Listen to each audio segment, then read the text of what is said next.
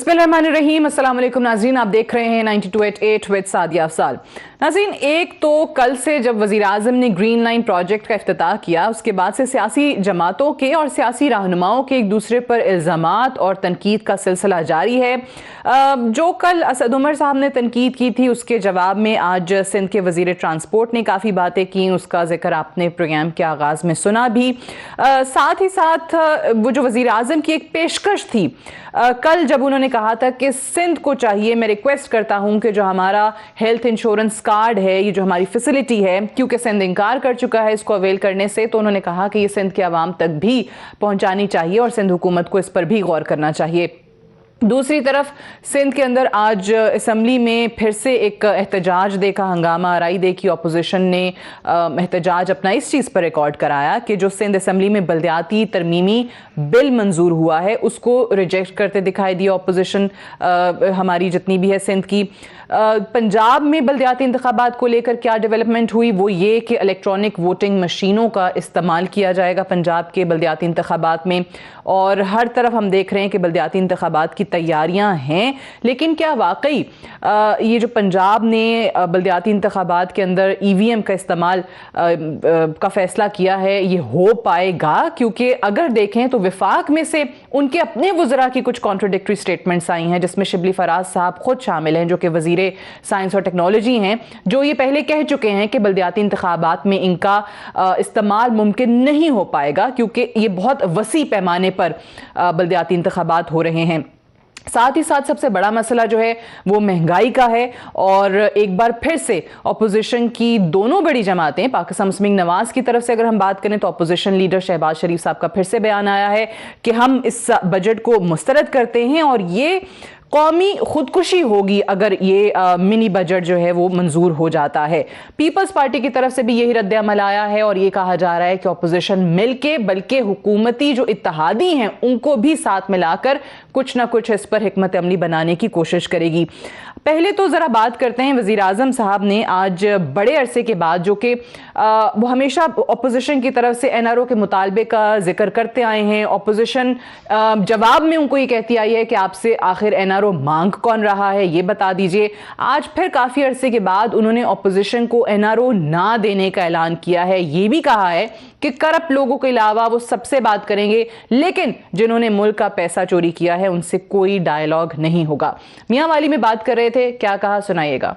अपनी कौम को यह कहना चाहता हूं कि हम सबसे बातचीत करने के लिए तैयार हैं। सिर्फ हम जिससे मुफाहमत कभी नहीं करेंगे वो लोग हैं जिन्होंने पाकिस्तान की अवाम का पैसा चोरी करके मुल्क से बाहर लेके गए। जो कौम ताकतवर को कानून के नीचे नहीं लेके आती, जो बड़े बड़े डाकुओं से NRO देती है, वो कभी कौम आगे नहीं बढ़ सकती। इसलिए सबसे मुफाहमत करने के लिए तैयार है, लेकिन कभी जिन लोगों ने करप्शन की है, यानी इक्तदार में आके मुल्क का पैसा चोरी किया, चोरी करके बाहर ले गए, कभी इन लोगों से मेरी हुकूमत इनसे कभी ना इनको NRO देगी, ना इनसे कभी मुफाहमत करेगी। पहले इसी पे बात करेंगे। मेहमानों का आपसे तारुफ करवा दूं, अली मोहम्मद खान साहब हमारे साथ मौजूद हैं, सीनियर रहनुमा पाकिस्तान तहरीक इंसाफ और minister of state for parliamentary affairs. Saeed Ghani साहब हमारे साथ मौजूद हैं, सीनियर रहनुमा पाकिस्तान पीपल्स पार्टी और इंफॉर्मेशन मिनिस्टर सिंध।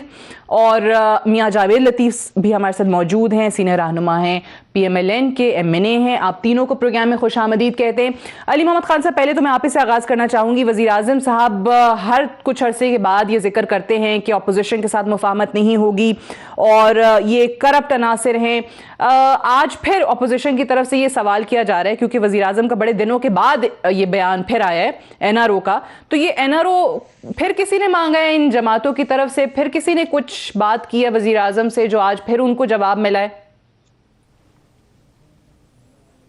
बिस्मिल्लाहिर्रहमानिर्रहीम, अल्लाहुम्मा सल्लि व सल्लिम व बारिक अला सय्यिदिना मोहम्मद। बहुत शुक्रिया। सबसे पहले तो मैं इसका भी इजहार करना चाहूँगा, जो आपके प्रोग्राम में भी उसकी तरफ आपने इशारा किया शुरू में। मैं समझता हूँ बहुत बड़ा स्टेप जो है वो लिया है मरकज़ी हुकूमत ने, और अल्लाह ने बड़ा करम किया है कि कराची को एक बड़ी अच्छी ट्रांसपोर्ट फैसिलिटी जो है वो मिल गई है। मैं कल तो किसी प्रोग्राम में नहीं था, लेकिन मुझे बड़ा अजीब लगा, इस पर बड़ी अजीब तरह की बातें हुई। देखें, वो इफ्तिताह इमरान खान साहब ने नहीं, चेयरमैन तहरीक इंसाफ ने नहीं, वज़ीर आज़म पाकिस्तान ने किया, और वज़ीर-ए-आज़म पाकिस्तान को मुकम्मल इस्तेहक़ाक़ है कि वो उन मनसूबों का इफ्तिताह करें जो रियासती मनसूबे होते हैं। आज इमरान खान साहब वज़ीर-ए-आज़म हैं, कल कोई और होंगे, तो इस पर तो बड़ा अजीब सा एक वो हुआ। मैं समझता हूँ कि सिंध हुकूमत से भी मेरी ये तवक्को है कि वो भी इसको अप्रिशिएट करें, और मैं ये भी उम्मीद रखता हूँ कि वो इसके अलावा वो भी अपने मनसूबे लेके आएँ और हम मरकज़ी हुकूमत उनको उसमें ताउन करेगी इंशाअल्लाह। क्योंकि कराची से हमने भी मैंडेट लिया है, पीपल्स पार्टी का भी है और MQM का भी है। नून लीग का उस तरह से अब नहीं रहा जो माजी में कभी एक ज़माने में होता था। और दूसरा, जो मुस्लिम लीग नून के कुछ हमारे दोस्तों ने जो है बड़ा अजीब सा तर्ज अमल रखा। ये ऐसे ही है कि जब मियाँ नवाज शरीफ साहब वज़ीर-ए-आज़म थे तो ज़रदारी साहब के दौर के बहुत से मंसूबे थे, कुछ शुरू हो जाते हैं, फिर वो हुकूमत जो है वो पूरा करती है। हमने इस मंसूबे को तंदई से पूरा किया, तेज़ी उसमें दिखाई, कोशिश की कि फंडिंग उसको प्रोवाइड की जाए। बहुत सी जगहों से काट के कराची का हक़ दिया कि कराची को बहुत अरसे तक जो है वो डिनाई किया गया अपने जायज़ हकूक़ से। तो अगर मियाँ साहब एक मंसूबे का इफ्तिताह करें तो क्या ज़रदारी साहब, लेकिन वो उनको एतराज़ ये ना कि आप लोग मानते नहीं हैं, आपने वज़ीर-ए-आज़म तर्ज अमल है। ठीक है, ये नवाज शरीफ साहब का आपने जिक्र किया, तो उस वक्त के नवाज शरीफ साहब की एक तकरीर भी थी, कुछ मंसूबों का वो इफ्तिताह कर रहे थे, तो वहां पे उन्होंने जिक्र किया था कि ये साबिक वजीर आजम यूसुफ रजा गिलानी के दौर में शुरू हुए थे, एटलीस्ट उनको क्रेडिट दे दिया था। तो अगर कल वजीर आजम साहब ये कह देते, नवाज शरीफ का नाम नहीं लेते, वो ये कह देते कि नून लीग के दौर के मंसूबे थे, हमने पाया तकमील तक पहुंचाया, क्योंकि अगर अवाम की फलाह के मंसूबे हैं, कोई भी हैं, तो वो तो बड़ी अच्छी बात है। ये तो ज्यादा अच्छा है कि एक जमहूरी हुकूमत गई आगाज करके, दूसरी आई उसने मुकम्मल किए। दूसरा ये चले एक उसूली मौक़िफ़ मैंने सामने रखा। दूसरा जो आपने मोहतरम वज़ीर-ए-आज़म साहब की जो उनके होम टाउन मियाँ वाली की तकरीर का आपने हवाला दिया, तो एक प्रिंसिपल स्टैंड है तहरीक इंसाफ का कि हम करप्शन पे हमारी तरफ से नो कॉम्प्रोमाइज़ है, और उसमें बहुत हमें तनकीद का भी सामना करना पड़ा, बहुत बातें भी हमें सुननी पड़ी, और हर तरफ से हमारे ऊपर तंज़ो तकरीर के नश्तर जो है वो चलाए गए। लेकिन ये एक ऐसी बुनियादी बात है जिस पे तहरीक इंसाफ की जमात खड़ी है, और इसी वजह से अवाम तहरीक इंसाफ को लेके आई है। तो अपने होम टाउन में जाके उन्होंने उसी बात का इआदा किया है कि पाकिस्तान तहरीक इंसाफ जो है वो पाकिस्तान में करप्शन को नहीं छोड़ेगी, और इंशाल्लाह 100% तो ख़त्म कभी भी शायद ना हो, लेकिन बहुत हद तक इंशाल्लाह इसमें बड़े लेवल पे कमी आई है। और दोबारा से कोई राब्ते नहीं हुए, दोबारा से उन्होंने मांगा करें, प्रिंसिपल स्टैंड हमारा है, उसी को दोहराया है। ठीक है, ठीक है, ठीक है। मुझे जरा इजाजत दीजिएगा, मैं सईद गनी साहब से जो पहले आपने बात की है, कल भी इनफैक्ट हम प्रोग्राम पे इसी पे बात कर रहे थे कि एक तो ऑब्वियसली अफसोस होता है कि 7 दहाइयों के बाद हम जाके एक बस के प्रोजेक्ट की कंप्लीशन की बात कर रहे हैं, क्योंकि ये तो कराची के शहरों का पाकिस्तान का सबसे बड़ा शहर है, उनका हक था। और ये सिर्फ ये नहीं, बहुत ज़्यादा मंसूबे उनके लिए होने चाहिए थे, ये उनका हक था। चलें, देर आए दुरुस्त आए। सईद गनी साहब, मसला क्या हो रहा है? वज़ीर आज़म साहब आते हैं, एक प्रोजेक्ट है वो इफ्तिताह कर देते हैं, बिल्कुल शायद 80% काम जो है वो नून लीग के दौर में ही उस प्रोजेक्ट के ऊपर हुआ। फिर वो आकर सिंध गवर्नमेंट से कल मज़े की बात यह है कि वो ये नहीं कह रहे थे कि सिंध गवर्नमेंट जो है, उन्होंने अल्फाज जो इस्तेमाल किए वो ये थे कि मैं रिक्वेस्ट करता हूँ सिंध की हुकूमत जो है ये हेल्थ इंश्योरेंस कार्ड वगैरह सिंध के अवाम को भी फराहम करे। तो उस पर आप लोगों ने इनकार कर दिया।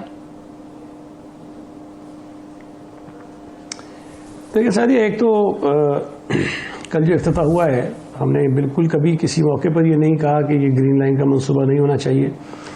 चीफ मिनिस्टर मुराद अली शाह साहब ने बार बार कहा है कि वफाक पर सूबा सिंध का भी उतना ही हक है जितना पंजाब का या KP का है।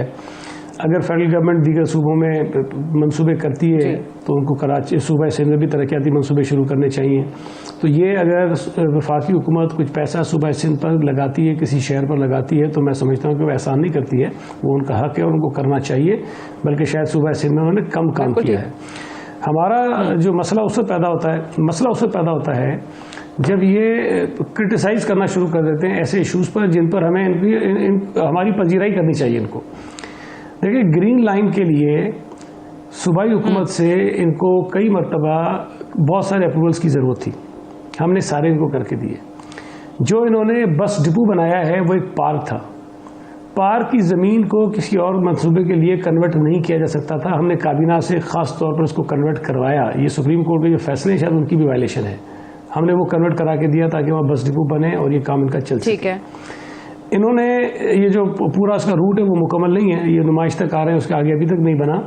तो जब नुमाइश पे पहुंचे तो उन्होंने कहा कि वहाँ पर कुछ ज़ाहिर कि ट्रैफिक कंजेशन बढ़ जाएगी और लाइन्स भी आ रही हैं, तो यहाँ पे कुछ उन्होंने को चेंजेस करनी है ट्रैफिक मैनेजमेंट के लिए। उसके लिए सिंध हुकूमत से कहा गया कि पैसे लगाइए, 1 अरब रुपए की ब्रिज फाइनेंसिंग हम पहले ही कर चुके हैं। बसेस पहले हमने लानी थी, हम उसके लिए तैयार थे, लेकिन ज़ाहिर मनसूबा ताख़ीर का शिकार था तो बसें भी नहीं आ रही थी। फिर उन्होंने खुद ही कहा कि जी हमारे पास सेविंग्स हैं और ये बसें हम उसमें से ले लेंगे, तो उन्होंने बसें खुद प्रोक्योर करना शुरू की। ऑरेंज लाइन की बसें जो कल वो असद उमर साहब कह रहे थे कि हम तो बसें भी नहीं खरीद सकते हैं, भाई इसलिए हमने नहीं खरीदी कि ग्रीन लाइन की बसें जब हमें खरीदनी थी तो उसके साथ साथ हमें ये ऑरेंज लाइन की बसें भी खरीदनी थी।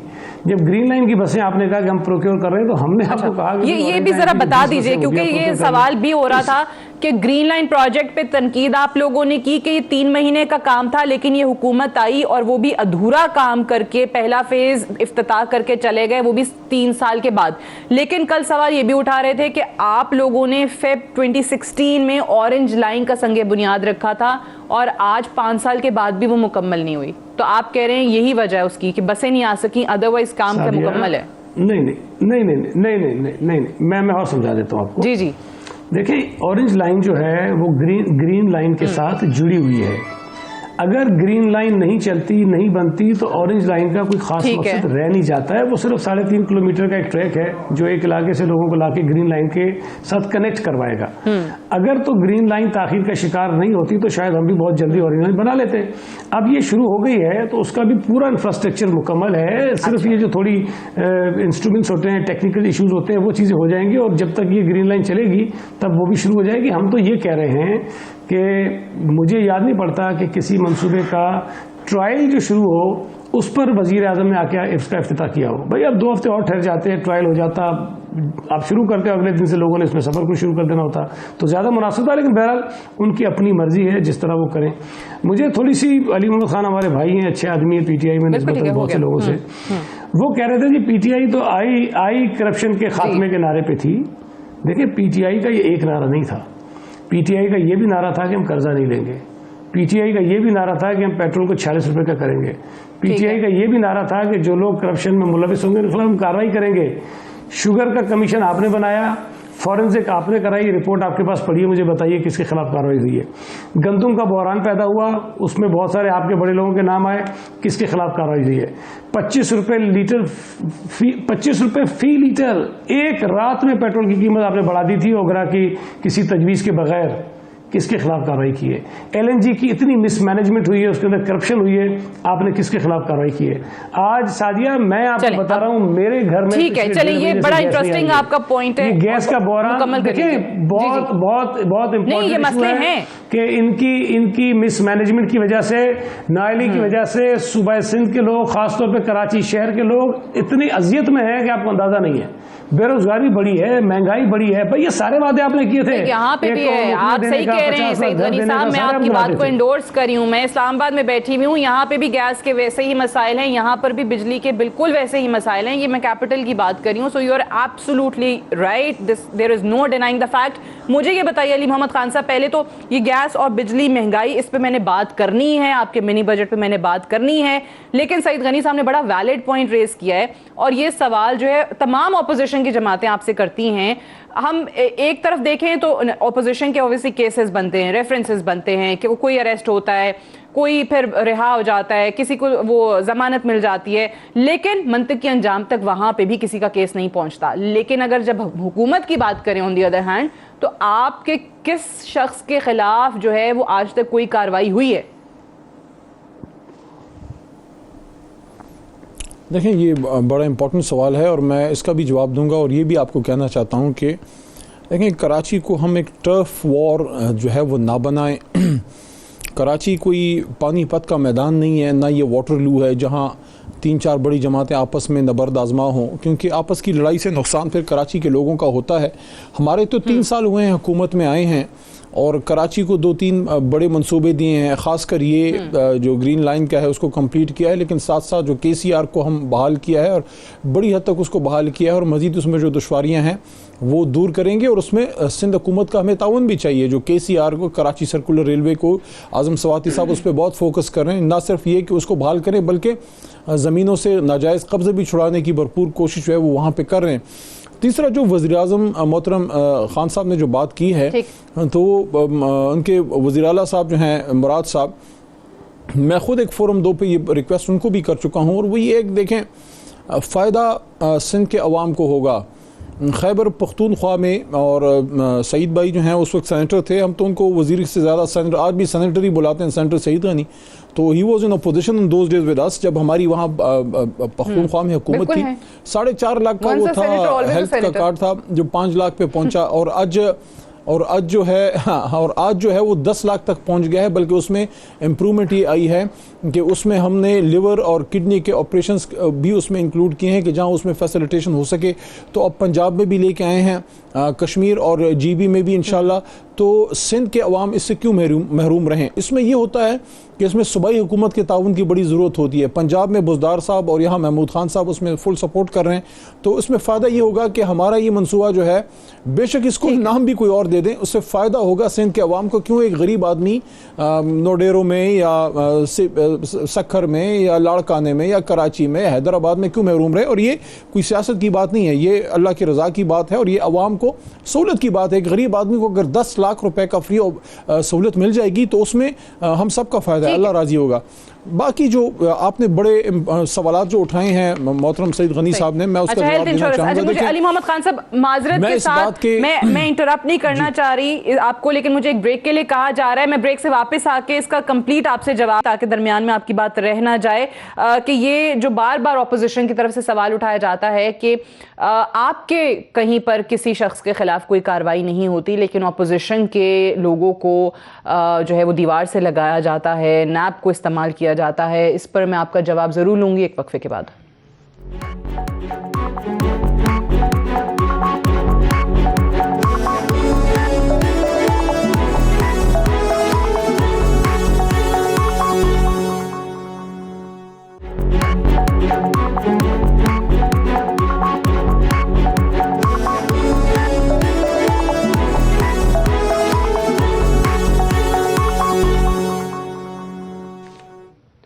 वेलकम बैक प्रोग्राम में एक बार फिर से खुशामदीद। अली मोहम्मद खान साहब के लिए सवाल छोड़ के गए थे, उनसे जवाब ज़रूर लेंगे, लेकिन अली साहब अगर आप इजाज़त दें तो मियाँ जावेद लतीफ़ साहब भी ज्वाइन कर चुके हैं, उनसे भी ज़रा बात कर लें आज वज़ीर आज़म साहब के बयान पे।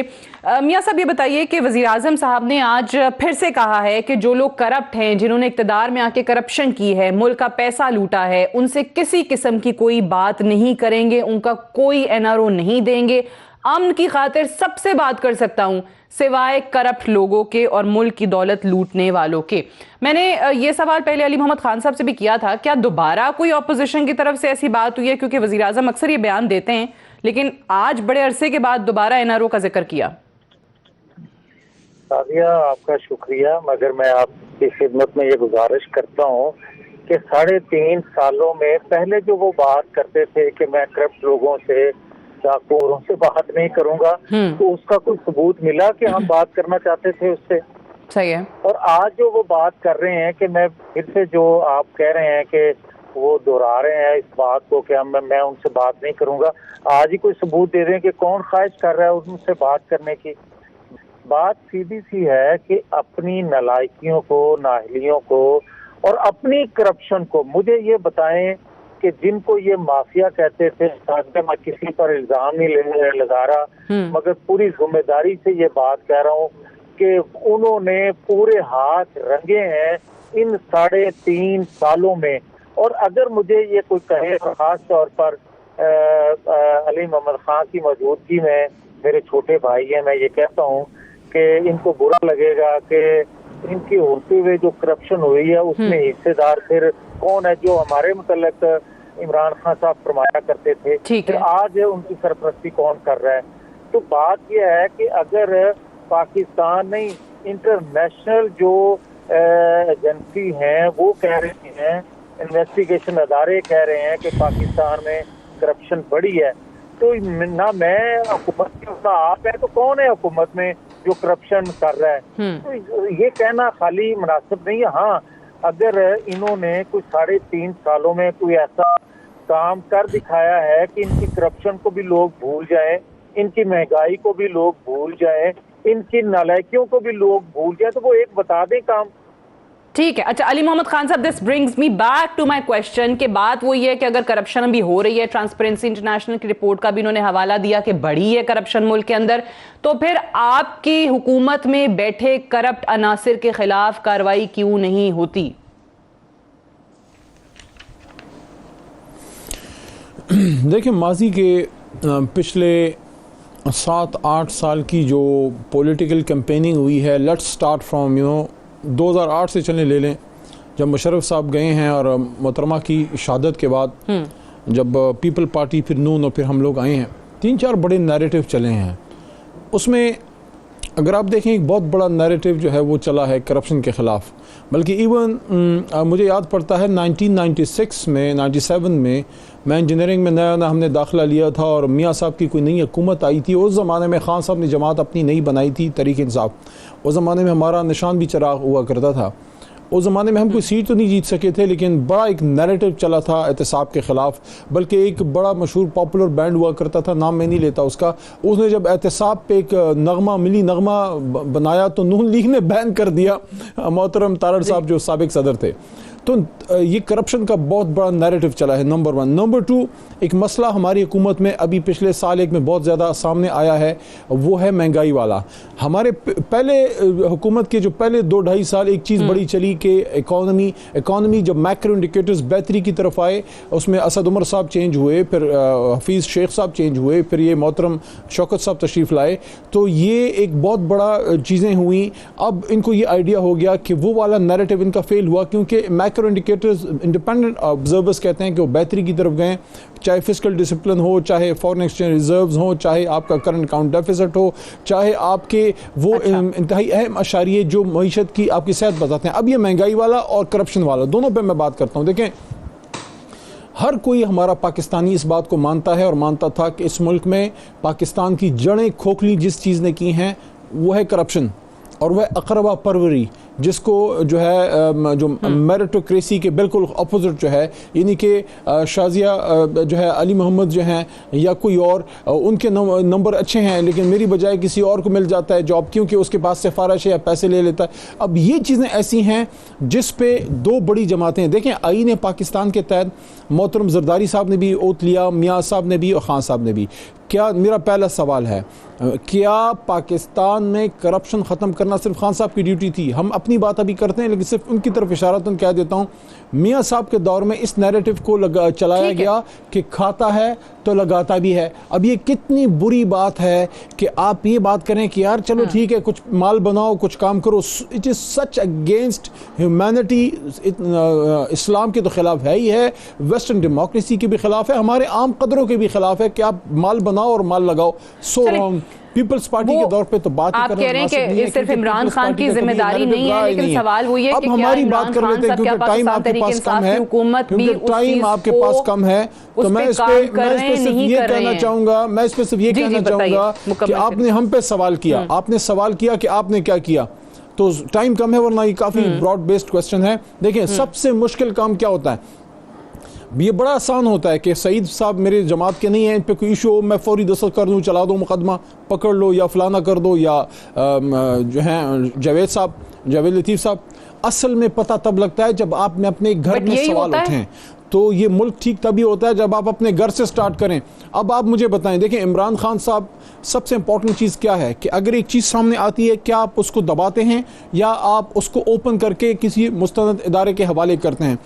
चीनी का आया, उसमें बड़े इंपॉर्टेंट लोग तहरीक इंसाफ के, मैं नाम नहीं लेता, उनके नाम आए, मैं ये नहीं कहता मुजरिम है, लेकिन जब क्वेश्चन हुआ उन्होंने अपने जाती ताल्लुक और पार्टी की, मुझे पता है, बिल्कुल मैं यही तो सवाल कर रही हूँ कि हमारे बड़े, मैं दोबारा नाम नहीं लूंगा, बड़े सीनियर वज़रा हमारी, सुने ना, नहीं, इस तरह ना करें, नहीं मिलती, तो इस तरह ना करें ना, you just commenting one sided. मेरी बात सुन, करप्ट लगते हैं। नहीं, नो, इस तरह नहीं है ना, आप वन साइडेड पिक्चर प्लीज ना दें। मैं अर्ज करता हूं, देखें ये जो जावेद लतीफ़ साहब तशरीफ फरमा है और सईद साहब हैं, हुकूमत से सवाल होते हैं, मैं आपसे सवाल कर रही हूं। मैं, आप मुझे जवाब देने देंगी? मेरा जवाब, मेरे जवाब में ही आपके, मेरा जो जवाब में दे रहा हूं उसमें जो सवाल पुट है उसमें आपका जवाब है। देखिए, पीपल्स पार्टी की 2008 से 2021 तक एक नस्ल जवान हो गई है, 2008 से 2021 तक सईद भाई बता सकते हैं कि इन्होंने पीपल्स पार्टी के किस वजीर, किस मशीर, किस MP है, इवन काउंसिल के किसी अहदेदार के खिलाफ कोई चार्जशीट की हो, उसके खिलाफ कोई केस किया हो, कोई जेल में डाला हो? हमारे सीनियर तरीन वज़रा पंजाब से जेल में गए हैं, जेल में बैठे रहे हैं। हमारा खैबर पख्तूनख्वा में पिछली टर्म में हमारे एक वजीर जो इमरान खान साहब के पख्तूनख्वा में दाएं हाथ हुआ करते थे, इल्जाम आया, जेल में गए, वजारत से फारिग हुए। हमारी आखिरी जो पिछली टर्म हुई है उसमें 14-15 के करीब MPs को करप्शन पे सनद के इलेक्शन में बाहर निकाला गया। हाँ, ये इस बात को मैं मानता हूँ, इस बात को मैं मानता हूँ कि जितनी तेजी से उनसे पैसे रिकवर होने चाहिए थे करप्शन के केस में, वो नहीं हुआ। जेल काटी है। ठीक है, चलिए, अच्छी बात है कि ये आपने मान लिया। सईद गनी साहब, देखें, मैं बहुत ही अदब से अर्ज करूं कि अभी वो कह रहे हैं कि जी कुछ लोगों के नाम आए शुगर स्कैंडल में, तो बड़े बड़े ओहदे थे, अपने परवाह किए छोड़ दिया। भाई, आपने जेल में किसको डाला है? आपने शुगर कमीशन की रिपोर्ट में जिन लोगों की निशानदेही हुई, गंदम के स्कैंडल में जिन लोगों की निशानदेही हुई, तो ये काफ़ी तो नहीं है ना कि आप उनको ओहदे से हटा दें। नदीम बाबर का नाम आया LNG के चक्कर में, आप हटा देते हैं। किसी का नाम दवाइयों के चक्कर में आया, आप हटा देते हैं। बात ये हटाना काफ़ी नहीं होता। जो आप कहते हैं ना कि जी उसको इबरतनाक सज़ा मिलनी चाहिए, वज़ीर आज़म साहब कहते हैं दहशतगर्दों से बात कर लूँगा, लेकिन जिन लोगों के ऊपर करप्शन के इल्ज़ाम है उनसे नहीं करूँगा। तासुर तो यही है कि आपकी नज़र में दहशतगर्द से बड़ा जो है मुजरिम वो है जिसके ऊपर करप्शन का इल्ज़ाम है। तो करप्शन के इल्ज़ाम अगर आपके लोगों पर हैं तो उनसे सिर्फ अलहदगी इख्तियार कर लेना या उनको दूर कर लेना, मैं समझता हूँ काफ़ी नहीं है। दूसरी बात ये जो हेल्थ कार्ड की कर रहे थे, मैं समझता हूँ थोड़ा सा उस पर मैं थोड़ी सी बात उस पर करूँ कि देखिए, सूबा सिंध में इस वक्त जो हेल्थ की फैसिलिटीज़ हैं वो पाकिस्तान के किसी और सूबे में लोगों को मुयसर नहीं है। हम 57 अरब रुपए सिर्फ इस साल मुख्तलिफ हॉस्पिटल्स को ग्रांट दे रहे हैं ताकि वो लोगों के मुफ्त इलाज कर सकें। हमारे यहाँ बहुत सारे इदारे ऐसे हैं जिनमें और भी डोनेशन आती हैं। हमारे यहाँ साइबर नाइफ लगी हुई है, मशीनें 2, वो जो इक्विपमेंट था वो पेशेंट एड सोसाइटी है, उन्होंने लिया, लेकिन उस पर जो ट्रीटमेंट होती है फ्री ऑफ कॉस्ट है, वो सारे पैसे सिंध हुकूमत बेयर करती है। हमारे यहाँ एक एक बंदे के इलाज के ऊपर 70-70, 80-80 लाख रुपए जो सिंध गवर्नमेंट खर्च करती है। हमने अपने हॉस्पिटल्स पर वो पैसा लगाया, उनको अपग्रेड किया है। तो मैं ये समझता हूँ कि अगर आप 10 लाख रुपए इंश्योरेंस के जरिए किसी पूरी खानदान को दे रहे हैं, तो यहाँ पर जो बीमारियां खुदा न खास्ता लोगों को आ जाती हैं, तो वो 10 लाख रुपए एक बंदे के लिए भी कम पड़ जाते हैं। हमारे यहाँ तो अनलिमिटेड है, जितना इलाज किसी का करवाना है, घर के जितने अफराद हैं आके वो करवाएं, हम उसको करवाते हैं। तो मैं ये समझता हूँ कि ये प्राइवेट हॉस्पिटल्स को तो शायद इलाज कराना है वो बिल्कुल मुफ्त है। कोई भी बीमारी हो, अनलिमिटेड अखराजात जो है वो सिंध हुकूमत उठा रही है, ये आप कह रहे हैं? सादिया KPK से लोग आते हैं, पंजाब से लोग आते हैं, बलूचिस्तान से लोग आते हैं, कश्मीर से लोग आते हैं, GB से लोग आते हैं, और यहाँ तक कि कुछ लोग किसी और ममालिक से भी आते हैं, इसलिए कि बाहर वहाँ पर वो बहुत एक्सपेंसिव है वो ट्रीटमेंट, यहाँ आकर वो फ्री में करवाते हैं। तो मैं ये समझता हूँ कि हेल्थ का जो शोबा है ना, उसमें तो हमें कोई ये दूर दूर तक नहीं पहुँच सकते हैं।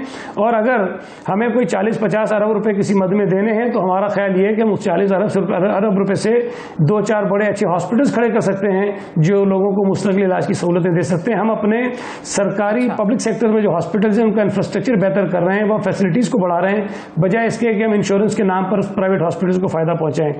दूसरी एक उन्होंने राशन वाला भी शुरू किया था सिलसिला, और हमारे खिलाफ ये चलाते हैं कि जी हम लोगों को राशन नहीं देना चाहते, फेडरल गवर्नमेंट ने कैंपेन चलाई है। हमारे पास कैबिनेट के सामने जो पेपर आया उसमें ये कहते हैं, एक जगह लिखा है कि जी 65% शेयर हुकूमत सूबाई हुकूमत देगी, एक जगह ये लिखा हुआ है कि 80% जो शेयर है वो सूबाई हुकूमत देगी। हमने ये कहा है कि भाई अगर आपको उन गरीब लोगों की इमदाद करनी है जो महंगाई की वजह से परेशान है, तो बेनज़ीर इनकम सपोर्ट प्रोग्राम के जरिए आप लोगों को डायरेक्ट कैश ट्रांसफर कर रहे हैं, तो ज्यादा बेहतर तरीका ये कि 1000 रुपये उसमें आप इजाफा कर दीजिए। मुझे एक ब्रेक लेने दें, ब्रेक से वापस आते हैं, डिस्कशन को आगे बढ़ाएंगे। Stay tuned.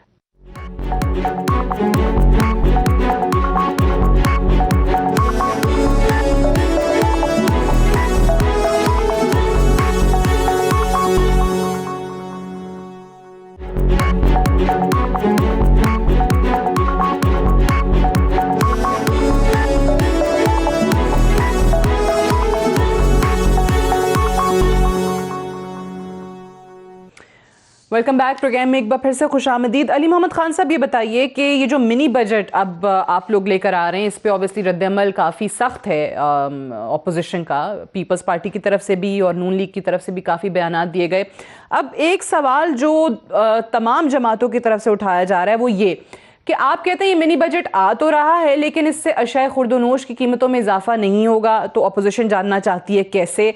और दूसरा, ऑब्वियसली एवरीबडी नोज कि IMF के साथ जो मुआहिदा हुआ है उसके बाद ये करना पड़ रहा है, ये एक अवाम पे बोझ आ रहा है जिसको हुकूमत अपनी मजबूरी करार देती है।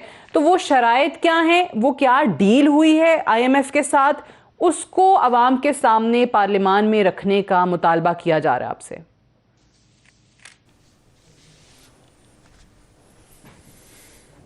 नहीं, कोई ऐसी खुफिया चीज़ तो नहीं है। अगर ज़रूरी हुआ तो ज़ाहिर है वो वहाँ शेयर भी किया जाएगा। IMF का जो प्रोग्राम है उसमें पीपल्स पार्टी भी गई मोर देन वन ओकेजन्स, और उसी तरह मुस्लिम लीग नवाज़ भी है। कुछ चीज़ें आपको मीट करनी पड़ती हैं। IMF के प्रोग्राम में जब आप जाते हैं आपको अपना फिस्कल डिसिप्लिन जो है वो बेहतर करना पड़ता है। ज़ाहिर है हमारी तरफ से थोड़ी कुछ चीज़ों में रेजिस्टेंस भी थी और वो होनी भी चाहिए एक हुकूमत की तरफ से, क्योंकि हम एक अवामी हुकूमत है और हमने अवाम के मसाइल पे भी फोकस करना है। लेकिन उसके बावजूद जो है वो कीमतें बढ़ी और कुछ तो उसमें फैक्टर्स जो हैं वो बैनुल-अक़वामी भी हैं। आज वज़ीर-ए-आज़म साहब ने मियां वाली में भी उसका तज़किरा किया है कि बैनुल-अक़वामी फ़िनामिना है, ये कोई नहीं कह सकता जो थोड़ी बहुत भी समझ बूझ रखता हो। अब अगर हमारे अपोजिशन के दोस्त जो हैं वो अवाम को इस बात पे खुदा न खास्ता धोखा देना चाहते हैं, तो अवाम पढ़ी लिखी है, समझ बूझ रखती है लोग कि ये एक इंटरनेशनल फिनोमेना है। साउथ एशिया में भी महंगाई आई है, वेस्ट में भी आई है, आपके चाइना से लेके अमेरिका से लेके UK जो कॉन्टिनेंट है यूरोपियन, वहाँ से लेके अफ्रीका और GCC कंट्रीज़, हर जगह ये एक मसला आया है, ख़ासकर पोस्ट कोविड। अब इसको डील कैसे करें? जो यहाँ पे बात हुई कि BISP में आप पैसे बढ़ाते, देखें एहसास प्रोग्राम एक बहुत बड़ा प्रोग्राम है जिसमें आप नई सर्विस भी करते हैं, उसमें आप अपना प्रोग्राम भी बढ़ाते हैं, और BISP उसका सिर्फ अब एक छोटा सा हिस्सा रह गया है, क्योंकि उसमें आप बहुत ज़्यादा बड़े पैमाने पे इसमें फंडिंग जो है हुकूमत वक्त ने बढ़ाई है। तो इस सिलसिले में अगर हम आपको एक ताउन का हाथ बढ़ाते हैं कि आप अच्छा काम है, अगर आप वहाँ अपने अस्पतालों को पब्लिक सेक्टर में अच्छा कर रहे हैं, लेकिन उसमें सालों लगेंगे, बड़े अस्पताल बनाने में सालों लगेंगे। आपके पास प्राइवेट सेक्टर में अच्छे अस्पताल हैं, मरीज़ जब उसको कोई मसला होता है उसको फौरी तौर पे जो है वो सहूलत की ज़रूरत होती है। मरीज़ वेट नहीं कर सकता साल, 2 साल या हफ्ता या इवन एक दिन भी। तो हेल्थ कार्ड की ये फैसिलिटी होती है कि अगर हार्ट का कोई मसला है, किसी का ट्रांसप्लांट का इशू हो गया है, किसी का एंजियोप्लास्टी का हो गया है या बाईपास का हो गया है, तो वो अगर सरकारी अस्पताल पे रश ज़्यादा है, उस तरह की फैसिलिटीज़ नहीं है, तो अगर हेल्थ कार्ड में उसको state of the art private अस्पताल में, जिसमें उस आदमी को, गरीब आदमी कभी उसमें एंटर भी नहीं हो सकता था, वहाँ उनके अस्पतालों के इलाज वहाँ से अच्छी बात है। मैं अप्रिशिएट करना चाहिए। और एक और तजवीज़ भी सामने आ रही थी कि भाई ये रिक्वेस्ट है, ये कर लें। अब वो तो जाहिर है फिर सिंध हुकूमत की अपनी मर्जी है, दोनों का मौक़िफ़ सामने आ चुका है। लेकिन ये मिनी बजट कब तक पेश करने का इरादा रखते हैं अली मोहम्मद खान साहब? देखें, इस पे तो I think the most appropriate person would be Shaukat साहब कि वो इस पे कमेंट करें। मैं इस पे कमेंट नहीं करना चाहूँगा, इस वक्त मुनासिब नहीं होगा कि कंजेक्चर्स में करूँ। लेकिन अगर लाना भी पड़ा तो मुनासिब नहीं आप कह रहे। सईद गनी साहब, ये बताइए कि आज वज़ीर-ए-आज़म साहब ने कहा कि जिसका इशारा अली मोहम्मद खान साहब ने भी दिया है कि ठीक है महंगाई वाले मसले पे कम से कम असर पड़ेगा। वज़ीर-ए-आज़म साहब ने आज कहा कि 3 से 4 माह में दुनिया में ऑयल की और गैस की प्राइसेस विल कम डाउन, तो वो पाकिस्तान पे भी फ़र्क पड़ेगा, यहाँ पे भी कीमतें कम होना शुरू हो जाएंगी। तो फिर 3 से 4 महीने आप लोग इंतज़ार कर रहे हैं, क्या कर रहे हैं? क्योंकि इसके अलावा कोई चारा नहीं है। उन्होंने कहा दुनिया पूरी में हुआ है। अली मोहम्मद खान साहब, ये बताइए कि ये अब जिस तरह कौमी असम्बली का इजलास पीर को तलब कर भी लिया गया है, अब अगर वहां पर ये पेश किया जाता है तो अपोजिशन की जो प्लानिंग है, जो शहबाज शरीफ साहब भी कह रहे हैं, जो पीपल्स पार्टी भी कह रही है, आपको लगता है कि ये रोक पाएंगे? उन्होंने कहा आपके इत्तेहादियों को भी साथ मिलाएंगे और इसको रोकेंगे। देखिए, रोकने का तो ये है कि क्या रोकेंगे, वही करेंगे जो होता है, जो ये लोग करते हैं कि वहाँ पे हंगामा होगी, लड़ाई झगड़ा करेंगे, स्पीकर पे अटैक करेंगे। लेकिन ज़ाहिर है जो हुकूमत के पास अददी अक्सरियत है, अगर हमने लाना हुआ तो हम ले आएंगे, उसको पास भी कर लेंगे।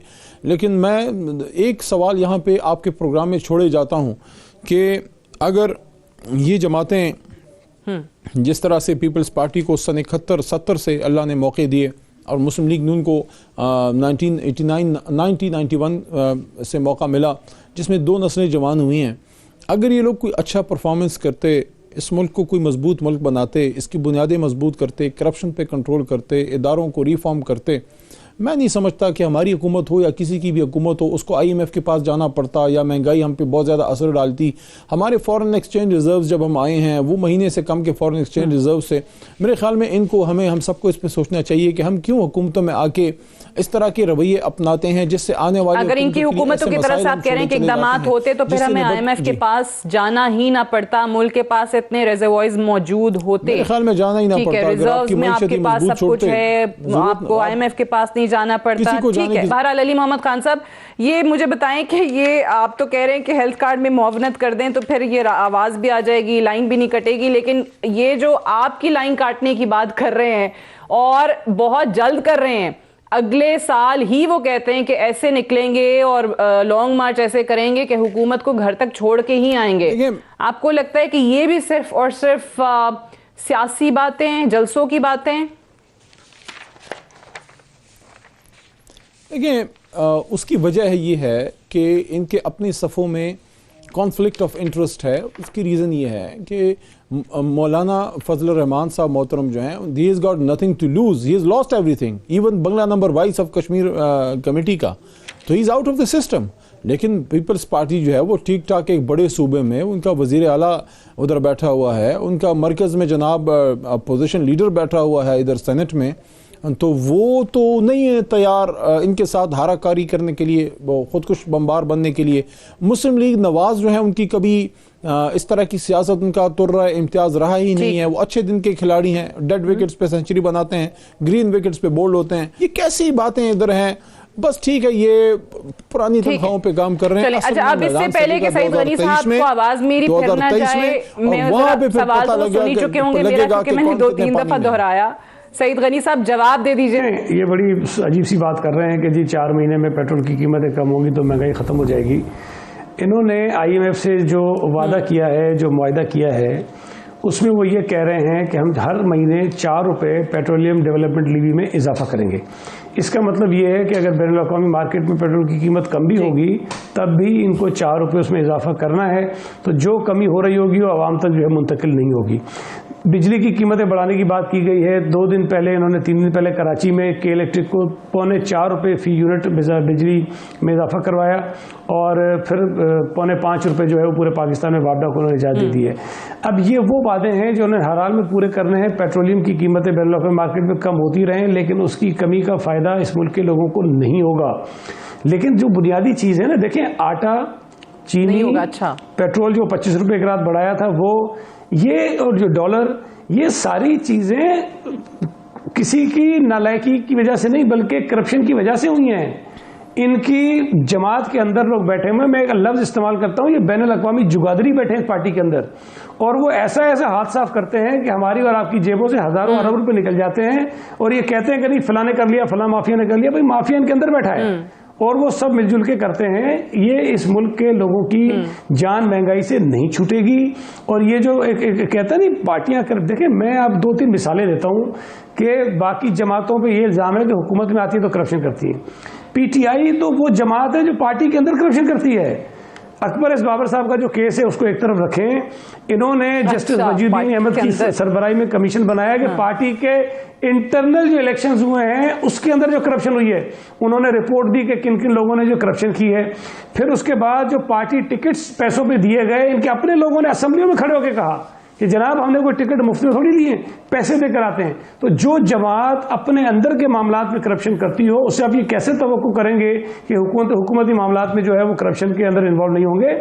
PTI के स्कैंडल इतने बड़े बड़े हैं, ये तो ज़ाहिर है कि हालात ऐसे हैं कि कोई चीज़ पूछने वाला इनसे है नहीं, ये तो चले ये हुकूमत वो मामलात है ना, चले जो वो पीटीआई खुद देख रही है या नहीं देख रही है, कार्रवाई कर रही नहीं कर रही, उनका मामला है। लेकिन सईद गनी साहब, जहां ऑपोजिशन कर सकती है, सिर्फ और सिर्फ सड़कों पर आना नहीं, क्योंकि वो भी प्लान हम देख रहे हैं कि जिस तरह से वो हाफ कुक्ड एक चीज जो है वो आवाम के सामने हर थोड़े दिनों के बाद रख दी जाती है पीडीएम की जानिब से, वो भी नहीं। जहां पे आप लोग कर सकते हैं, जहां आपके नंबर्स होते भी हैं पार्लियामान के अंदर भी, आप लोग वहां भी नाकाम हो जाते हैं। आप फिर कह रहे हैं कि ये आएगा पार्लियामान में, ये बजट तो हम रुकवाएंगे, हम तो इनके इत्तेहादियों को भी साथ में ला लेंगे।